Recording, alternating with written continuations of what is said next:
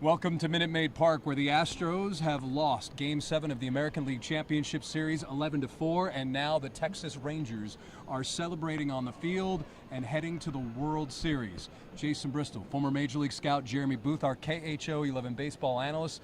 Jeremy, so much to talk about in this game, but ultimately the start by Christian Javier is what really put things in motion here. But you told me, as we were sitting there watching the game, you knew right away Christian Javier did not have it. Yeah, I saw it on the first pitch. First pitch. First pitch. I looked at you and I said so. He said it's going to be a problem. Short striding, throws your release point off, your front side, lose your direction. All of a sudden now you're what we call arm side high, which is up in the zone and out of the zone to your release side. The adjustment on that is to correct down and away. And if you don't get your feet right and your landing right and your stride length right, then you're going to miss and you're going to start yanking balls out of the strike zone. That happened as well, usually with the breaking ball. Well, the only other adjustment after that is try to correct yourself right down the middle. And on pitch number 4, Corey Seager showed you what happened when you do that. You do exactly that. So, it's a situation where that started off. It was clear from the beginning he didn't have his sync. He was in sync. Didn't have his feel for his delivery. The execution wasn't going to be there. You saw that play out in the first inning. Ultimately, when you look at this game and really this series, we crunched the numbers here, and what you're looking at is runners in scoring position. Games 1, well, let's do games 2, 6, and now 7. 0 for 6, 1 for 8, 2 for 14. That's 3 for 28 in 3 games here at Minute Maid Park. And game for 1 was what, 0 for 2? 0 for 3? 1 for 3 1 for in game 3. 1. So, I thought 1 for 3 was a 2-0 win with against Verlander, right? Game 1? Yeah. Yeah, it was a 2-0 win. Yep. Yeah, so, look, you cannot win that way. We talked about the situation just in Game 6 coming up with Dubon, and the same situation with Chas McCormick in Game 2. Identical situation, same time in the game, same closer, same spot in the lineup, bases loaded. You got a situationally hit. And it seemed like while there was some of that, in Arlington certainly, throughout this series, the bats were given away on top of the bats by chasing, swinging and missing, pressing. I don't know what the pitch-by-pitch diagnosis would be with these guys that were struggling, but it was pretty consistent. That's a baffling number to try to overcome if you're going to leave that much traffic on the bases. Of course, we're taking your questions and comments here. I'm looking on Facebook, so if you're watching on, say, YouTube or our KHO11 site, we're looking at them from Facebook. Tracy says Dusty made no adjustments. He left Brantley and Tucker in the game. That was mind-boggling. He left in Javier way too long. Here's the thing. Kyle Tucker is essentially a 30-30 guy. I know he's struggling, but you can't remove him from the game. Michael Brantley had incredible numbers career against Max Scherzer. I think he was hitting 375 in his time against Max Scherzer. And, this is baseball. And unfortunately, a lot of things went wrong at the wrong time for the Astros. That's fair. And Christian Javier, I think if you had to poll everyone in this stadium before the game and said, listen, what do you think about Christian Javier starting a Game 7? How do you feel? I'm guessing 99.4% of the people would say, you know what? He's one guy that I do trust on this staff to start a Game 7 based on his history, not just in the postseason, but also his numbers here. Jeremy, he had a 2.87 ERA career at Minute Maid. Yeah, I'm good with Christian Javier starting tonight. It was something we talked about before the game. I liked him against Scherzer in any situation you would take at this point in time. Here's where you're going to run into some problems. Throughout the year, look, this team had some injuries. No question about it, first part of the year. You had some guys have some historically bad seasons for themselves, and Jose Abreu, even though he was very good in September and certainly in the postseason. You have a pitching staff that, in my mind, as well as some versatility, let's call it in the middle infield, that became an issue. And when I say that, you asked Hunter Brown to throw way too many innings for what he should have thrown. Yep. You put Lance McCullers back in the rotation, and as much as Lance McCullers is a part of the fabric in Houston and the Astros baseball, he hasn't been a starter since he got here. Just because you can start doesn't make you a starter. He's thrown 160 innings one time, right? The rest of the time's been 120 or less, and that puts you firmly in the bullpen, especially if you're missing seasons, getting hurt. Now, next year he's going to come back, and maybe they'll address it that way. You've got Hunter Brown, who had some some build-up. No, that's a step forward. You've got Abreu who's arriving into his own. You didn't even mention J.P. France, who's really a Sugarland space cowboy, and he's thrust in to a rotation. As Garcia gets hurt. And throws more innings than he's ever thrown in his professional career. That's right. So they didn't address the roles correctly. Did they have the personnel?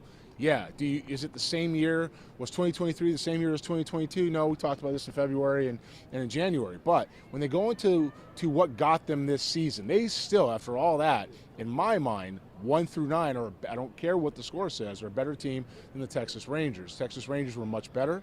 They were improved, and the Astros just flat out didn't execute. When you go 3 for 32, what was it, 3 for 28? Something-ish. When you go, when you have a football score the other direction of leaving runners in scoring position, you've left the city of Fulshear on the base paths. That's a problem. And who do we have out on the mound there? Yep. That would be Max Scherzer. Max Scherzer out on the mound celebrating. Unfortunately now, this is very reminiscent of 2019. It's almost exactly. And, Jeremy, I think it comes down to this, before we get to some more comments. If you can't win a game at home in a series, you probably don't deserve to win the series. Yeah, and the same can be said for the Rangers, though, right? Because they lost all 3 there. True. I mean, this is one of those things where we'll go back to that 2, 2, and 3. 2 are yours, 2 are mine, and 3 are up for grabs. The Rangers certainly won their 2. Astros won their 2, and then the Astros gave 2 away. When you leave that many, what was it, 1 for 14 tonight? 2 for 14. You don't deserve to win. It's just that simple. No matter what Christian Javier does, you don't deserve to win. If the Astros convert Game 6 or Game 2 or tonight, they're not even here. So it's a situation where you leave that many guys on base and you don't hit, and you swing and miss. You look at pitches from a reliever like Leclerc, who's all over the place. He's in the zone and then he's really not. And you help him get back on track. You're asking to lose the game. This isn't to pile on, but any one player down the line, when you have that type of numbers, this isn't any one player's type of deal. This is a consistent, guys got hurt because they're in the wrong role. Other guys filled the gaps. They got to a point in time when they still could have advanced to the World Series. And when it came time to do this in 7-game ALCS, they didn't execute, and the Rangers did. And that's how you walk out of here with going home while your team advances. And, of course, once again, I'm checking your comments here, not ignoring you, not being rude. I'm all good. Yes, I'm good. I know. Cougar Tino said, I said it last night, I don't care if the Easter Bunny were on the mound. We needed to hit but didn't. Not wrong. Not wrong. Okay, I don't know if you can say it better than that. It's pretty good. Sip said something is going on in the clubhouse. Lots of unmotivated players on the team. We addressed this once before. If anything, especially, I think we addressed it after Game 2. Yeah. Not unmotivated. In fact, maybe pressing too much, trying too hard. This is an incredibly difficult game to play. Like it's the hardest thing to do, bar none, on the planet. I don't know what else to tell you when it comes. And you should know. You did it. And to do this, you have to be a literal genetic anomaly with the amount of human beings that have walked the face of the earth and those that have played a professional sport under contract, certainly professional baseball. It's a fan, and even as somebody now who evaluates, you can always break this stuff down in different phases. I'm doing it. That's what it's part of my programming as an evaluator and as an exec and everything I've done since then. But I can tell you that when it comes down to playing this game, it's incredibly difficult. And when you lose 11-3 and you leave that many guys on the 11-4 and that many guys on the base paths, that's a team thing. That's not unmotivated. There's something going on there where every time you're coming back, they're coming right back at you. This series really was, in my mind, lost last night. As optimistic as we could have been today, this was lost last night because you had a chance to put this game ahead, put the series ahead, and put the Rangers out of their misery, so to speak, and you didn't. You gave up after it made it personal. You left guys on base. You come in tonight, and it's even worse than it was yesterday. I think now we have to address Dusty Baker. Lots of comments about, obviously, this is Dusty's fault, but more so that moving forward, what is Dusty's? Is Dusty coming back? Well, I have to address the Dusty's fault if you don't. Yeah, go ahead. It's not Dusty's fault. Are there things that Dusty did that anybody would question? Absolutely. Is Yainer Diaz and Martín Maldonado going to be something the city will talk about for a long time? Yeah, and rightfully so. When it comes to Jeremy Pena's regression, that's year 2, and we talked about this from the beginning, that no matter what he did last year, you're going to find out this year, and you're really going to find out in year 3. You're starting to get a picture of what Jeremy Pena really is. He's a light-hitting shortstop with some power who will make some consistent contact from time to time, but he will execute defensively. That's what Jeremy Pena is. And when you look around the rest of the club, you got to put pitching in the right roles, and you got to be able to get Watch some guys grow up. Some other guys are going to have to phase out, and you need to have some depth in the middle infield, which they did not have. They didn't have that all year. As soon as they lost Lemus Diaz, they had no more depth. They brought in Dubon, who could do that, but he turned into your best center fielder. Yeah, he did. You know, so you have to be able to address those things other ways. That didn't happen. This club next year is going to look a lot different. Whether Dusty's a lot different? Yeah, a lot different why? because some guys that weren't playing every day this year will play, and some guys other than Yiner. Well, you don't know what's going to happen in the outfield. We don't know where Dubon's going to ultimately end up. Does he rotate around? Who plays center? Jake Myers was a big piece of this team at one point. And we don't know where that's going to be next year. Ago. Well, even this year he played a lot. So when you look through how this is going to roll out, what happens with Chas McCormick? He's earned a chance to play every day where? What happens with Michael Brantley even when he came back? Don't know. You got some questions on the pitching staff as far as what roles to put in. Where does Abreu fit? We don't know. He's evolved. Jose Abreu or Brian Abreu? Brian Abreu. Okay. He's evolved into something that's really valuable for this bullpen. Where does Neris fit? Statistically on paper, some people might prefer Neris. I prefer Abreu. When you look at Ryan Presley continuing to be effective, you don't know what the starting staff's going to do. There's some holes in that rotation that they're going to have to plug in, whether Hunter Brown takes a step forward, what's Verlander like a year later. So there's some questions to answer here when it comes to what this club looks like. And even if it's a lot of the same personnel, it's going to be different balance. It'll be a different rhythm to what they do than what they had this year coming in. And with that said, while Dusty had his preferences, let's say, for people to play in certain situations, I don't know that Dusty's back, but I will tell you this: if Dusty isn't back, I believe it's his choice. That's my opinion. I said that months ago. Said it privately months ago. Listening to him in the. We just heard him in the post-game news conference here at Minute Maid. He said he told the guys, I love them. He said, you have to savor what we did, think of how we can get better, and then I'll evaluate my situation in my life. However, after that, he then talked about, I think this is what he really stuck out to me, was he said a few things. He cheated his family for his quest for another ring. There were 3 or 4 things. And then went on to basically say his daughter, his grandchildren, his dogs. He says he's got 2 hunting dogs who, if he walked into the house, they wouldn't even recognize him because he hasn't been home since February. Those are the kinds of things, and I don't want to speculate. Well, then he asked a pretty cool question. Well, hold on.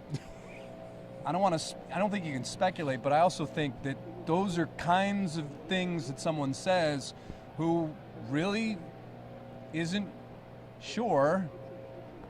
You know? I mean, last year was like, if I won 1, I'm coming back for another. If I won 1, why wouldn't I want to win 2? Now I'm getting. That was just my observation, that this sounds like a guy who seriously will consider whether this is his last year. And also, let's not even bring up this point. His son, let's not forget his son, Darren Baker, is this close to making the major leagues, okay? Darren Baker was in AAA this year, and there's a good chance he could make his major league debut in 2024 for the Washington Nationals. Dusty asked the question, and I'll speak with a little bit of experience here, since I guess that's what I'm supposed to be doing in the first place. So Dusty said, I've been on the, what did he say? So has anyone been at home? Has anyone not been at home as long as I have? He said, I've been gone since February 10. Has anybody not been home that long? This guy raises his hand. Dusty knew the answer. It's not like we and I don't have any kind of any familiarity with each other, you know. And he said, I said, yeah, man, 225 days a year, because he knows that's how that works. And he goes, well, I don't want your job. And so when you're saying that, you know, regardless of the things that I do now, which are not 225, but when I was scouting, were definitely 225, you know, and playing, it becomes a different. There's a time in your life when your brain goes, you know what? I don't know. Is it worth it on the other side of the things that you're missing? You know, and Dusty's got other interests. He's got, and look, I know this is a long way of saying it, but bottom line, he's got to evaluate in his life, at his point in time, what he's done on the field as a player, what he's done as a manager, what he's done to mentor the next group. Is he gone from the organization? Probably not. I don't see that happening. Does he stay on as a special advisor to Jim Crane? Maybe. Is there some kind of way he stays involved in the game? Probably. But it sounded to me like somebody who wanted to go home and turn the page with his family and be around the interest in his life back in Northern California. That's an excellent way of putting it. Yeah. That's an excellent way of putting it. Tons of questions here about the game. Why not walk Adolis Garcia? Dusty was asked that very same question in the post-game news conference, and he said, well, you know, why didn't they walk Yordan? Which they actually did. Yeah. I don't know. I don't have the answer to that. I don't think it matters. I think perhaps sometimes, I know he's super hot, but Adolis Garcia is also can be a free swinger. So, maybe that had something to do with it. I'm sorry, go ahead. I don't know that it matters in a situation like this. No matter what we point to. You didn't hit. You didn't hit with runners in scoring position. Okay, give me that number again. What is it, 2 for 28? I don't know. 3 for 28. You were 4 for 71 with runners in scoring position. Like, it doesn't matter. 3 for 28. Thank you. 3 for 28. That's not going to work out. So you can walk Adolis Garcia. So you can walk Garcia. You can Jim walk Sundberg. Yeah, it doesn't matter. Like, Nolan Ryan could get a bat. It doesn't matter what happens. It's not going to work out. So when you have that type of lineup, Juan Gonzalez could be playing today. It doesn't matter. Nathan Eovaldi and Jordan Montgomery are walking behind us. They are getting ready to go on to the FS1 set. Here's another one, and this is a good one, actually. This is something that you and I discussed. More so, one half of the question, why did he not stick with Maton and Hunter Brown? I get Phil Maton. I think he's the type of guy you bring in when there's some traffic on the bases. But you said to me, I'll ride Hunter Brown as long as I can. I was going to ask it in the news conference. Unfortunately, then it got a little more reflective about Dusty and the team and things like that, so I didn't really feel it was appropriate at that time to kind of go back to rehash why they didn't leave Hunter Brown in. But, Hunter Brown, listen, he gave up 1 run. Yes, it was a home run. But overall, he pitched pretty well. And when you look at his numbers, he was 41 pitches in 2 innings. That's not great, but he at least held these guys in check a little bit, more so than what we had seen. And then they go to JP France, and JP France, that's when gave it up. That's basically when everything goes awry. Yeah, I'm riding Hunter Brown a little further. There's no question about that. I'm nothing against JP France, but I got Hunter Brown that's got the ball, who's fresh. He's going to go as far as he can because there is no tomorrow. Again, that's one of those things you look back at and you'll see when the game broke open with JP France, as was noted by Jason here a second ago. But at the end of the day, that was the decision that was made. And even if I'll say this again, I'll say this all offseason when we talk about what to address, I'll say this next year. You cannot leave that many guys on base and expect to win. You can't do it. And if they hit it all and get in those situations in 2, 6, or tonight, then the outcome's different. That's just a lot of traffic. And now a lot of questions about Justin Verlander. Why did do or die? Why not start him? Dusty was very adamant. He is here to protect his players. Justin Verlander is coming off arm injury. He missed part of the season. I'm not throwing Verlander now. He's the one guy who you. doesn't get the ball. Yeah. And the reason why is because he pitched Game 5 after throwing 7 innings in Game 1. If we think about Justin Verlander's postseason history and his injury history that we've talked about and his age, throwing him tonight's a bad decision for Justin Verlander. And so if you're looking towards what next year is going to bring, or even the Game 1, if there happens to get there, maybe he gets an inning at the back. Like, what was that, Garrett Cole in 2019 when we had to for the Nationals potentially warming up? He never came in the game. But you could possibly see something like that. Yeah, but I would argue that would have been a good move 4 years ago. Not Justin Verlander at 39, 40 years old. Not today. So you could have seen that potentially, but you weren't going to see that because it doesn't make sense for him to do any of that stuff. And Dusty even said it never even really entered the conversation. No, I don't know if it would have mattered anyways. And it wouldn't have mattered. It shouldn't. By the time you would have gone to Verlander, game was out of reach because they weren't producing. The Astros weren't driving in runs. So if you're not driving in runs, you can't win. And let me just talk. We'll talk about that for the offseason for Astros fans and Twitter to think about. You need RBI guys. In this day and age, we've gotten away from guys that drive in runs because we believe, or the stat of RBIs, because we have found a way to believe in baseball that you can't quantify that. That it's a where are you hitting the lineup situation. It's a traffic situation. It is not. It is a skill. Driving in runs is absolutely a skill. It is a mental mindset. It is an approach. It is adjustability in your swing. It's an athleticism. It's a pitch recognition. It's a discipline. None of those things can really be quantified unless they're in one whole part. Pieces of them can. You certainly can't quantify the nerves of steel and the slow heartbeat it takes to hit in those situations. So if I'm looking at this club, I'm finding more guys that can make better contact situations like that. And as I try to plug them in, Dana Brown, he has a big task ahead of him to help balance his club out a little bit, but the pieces that they're looking at, that's part of it. So it doesn't matter when Verlander pitches. It doesn't matter if Mike Scott came out of retirement. It doesn't matter. What matters is They didn't hit in those situations, and they did it for 4 nights in a row, or 3 nights of the last 4 here. I think if Kyle Tucker produces in this series, it's a different story, potentially. At least it would have been closer. Kyle Tucker had, I don't say historic bad season offensively, but for a guy that was essentially basically a 30-30 guy, yeah, it was a lot of, I mean, there was the key double in Game 5, which that brought in Leclerc. Yeah. That was huge. Chase Chapman. Yeah. But really, it was a quiet series for him, and the postseason as a whole was not great. Yeah, and I will never get all offseason. I'll have 2 at-bats in my head that I won't, and none of them are Tucker's. Because Tucker, to me, wasn't in situations that stood out as run production situations, or move the lineup situations, hitting with 2 outs. With a guy that swings and misses like him and can arrive on time at the same time, yeah, you want to see guys that hit maybe in the 6 hole that can do that stuff because they'll catch some damage and clear the bases a little bit, or they'll swing and miss. But when I'm thinking about the at-bats that go forward, I'm thinking about Dubon last night. That was Game 6, 8th inning, bases loaded. I'm thinking about Chas McCormick in Game 2. Chas McCormick. I can't get away from it. And I might go back. The approach. Explain why, though. Well, because Leclerc was on the mound, but one more at-bat. I might go back to Maldonado with the bases loaded in the 4th inning in Game 1. Well, you weren't crazy about this one. 3rd inning here. I'll get there. But as far as the bats that stick out, that turned it, you had Maldonado in Game 1 in the 4th inning, and Diaz in Game 2 in the 5th inning as well. Bases loaded both times. That's 4 times the bases are loaded. You got nothing. Tonight you had Alvarez at third base, and you've got Abreu at the plate. He hits a ground ball to the one spot you can't hit it to. And that's Josh Young, and he picks it up, and the guy can't advance. But again, 11-4.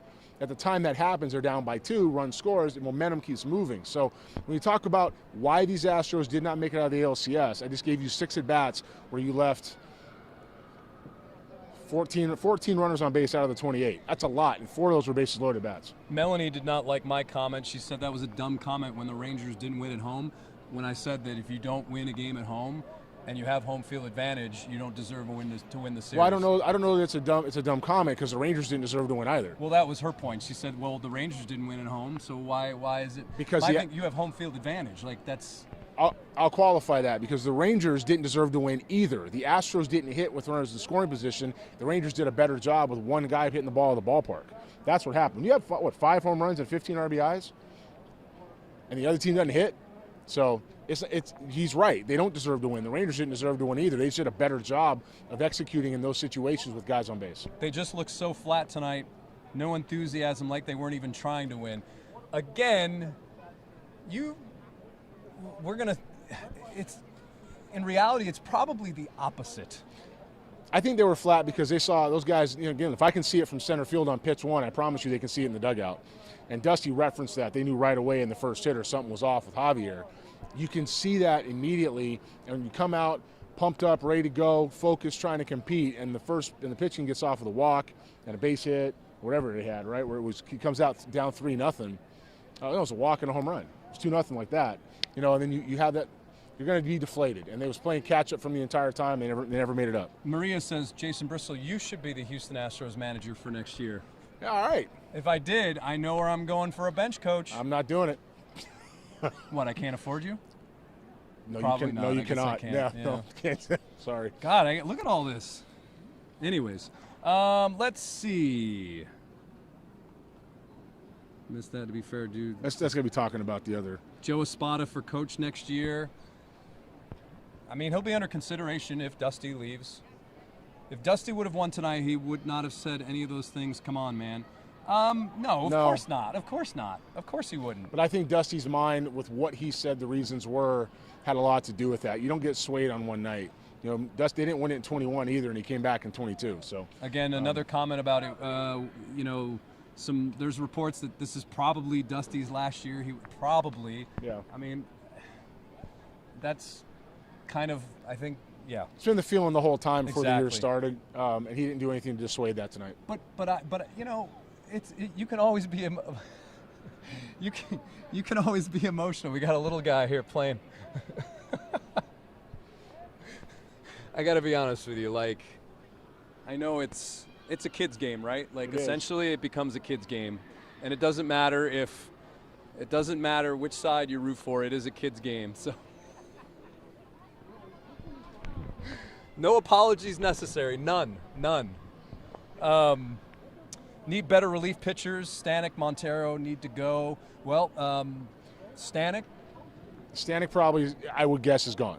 The way he got the ball here this year, the way he kind of fell out of favor towards the postseason last year, I bet Ryan Stanek is somewhere else. Montero, you got him for a lot of money for a couple more years. He ain't going anywhere. So, but Stanek probably goes. The thing with Montero, and maybe we're getting in the weeds here, is, I mean, he was pretty good at the end of the year.